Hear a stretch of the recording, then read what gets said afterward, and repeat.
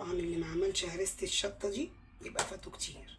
الفلفل طلع والزيتون كل سنة وانتم طيبين، فلازم طبعا نعمل هريسة الشطة الجميلة دي. بصوا الجمال، بصوا الجمال بتاع الهريسة. تعالوا اقول لكم عملناها ازاي.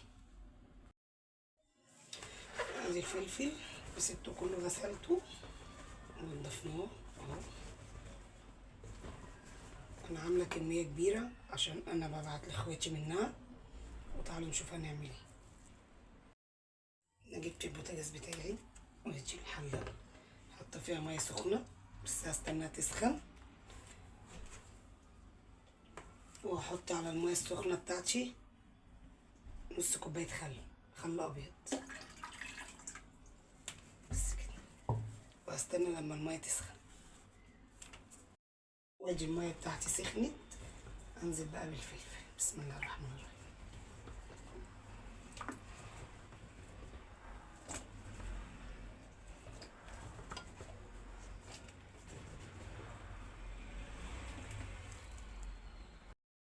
انا بحط كميه محترمه كده من الفلفل، وانزلها كده بالمعلقه عشان ايه تتواصل مع الميه كلها، الميه كلها تطولها كده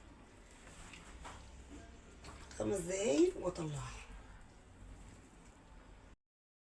انا خلصت كميه الفلفل بتاعتي اهي كلها اهي. وتعالوا بقى نشوف الخطوه اللي بعد كده ايه. جبت شفشق الخلاط بتاعي وهبتدي انزل بالفلفل بتاعي كده. الشفشق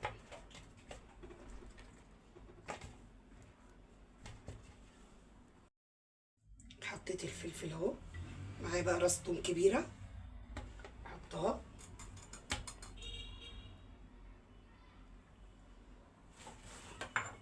نحط عليها معلقه بابريكا كبيره، دي معلقه صغيره، معلقه كمون كبيره،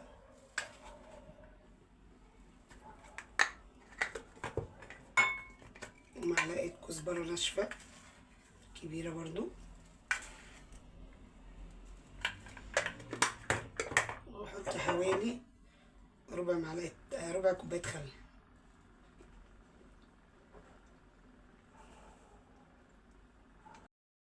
والميه اللي هزودها هزود من ميه السليق بتاعت الفلفل اللي انا سلقت منها الفلفل. حطيت الميه وهنشتغل. بسم الله الرحمن الرحيم.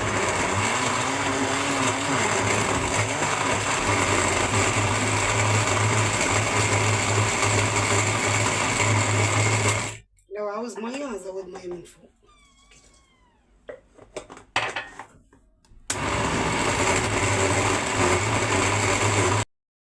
اقلبها كده واشغل عليها تاني.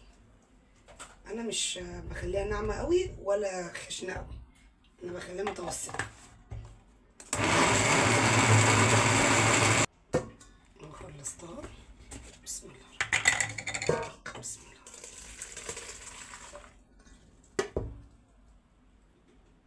واحط تاني بردك الفلفل واكمل ايه بقيه الفلفل.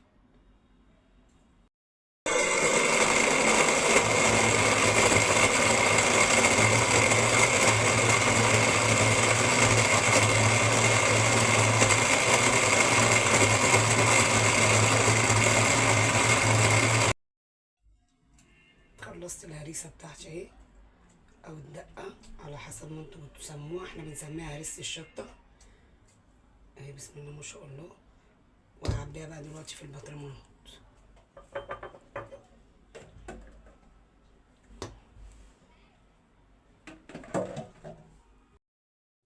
خلصت الكميه بتاعتي كلها اهي، عبيتها في البطرمانات واحط على وشهم زيت، لا زيت ذره لا زيت زيتون، بس انا بنحب نحط زيت زيتون على كل بطرمان كده.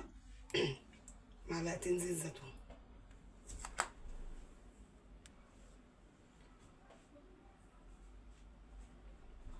كل واحد على الوش كده حطي معلقتين زيت براحتك بقى. انت عايزه تحطي زيت ذره زي ما قلت لك حطي، زيت زيتون حطي، وغطيها واحفظيها على الرخامة ماشي، بتاعت المطبخ في التلاجة ماشي، براحتك. بتقعد من السنة للسنة، لأن احنا بستنى الفلفل دوت من السنة للسنة ينزل عشان أجيب الفلفل وأعمل الكمية اللي أنا عاوزاها. لو عجبتكم الوصفة ما تنسوش الاشتراك في القناة عشان يظهر لكم كل جديد. كانت معاكم إيمي في أكلات زمان، أشوفكم في الفيديو الجاي.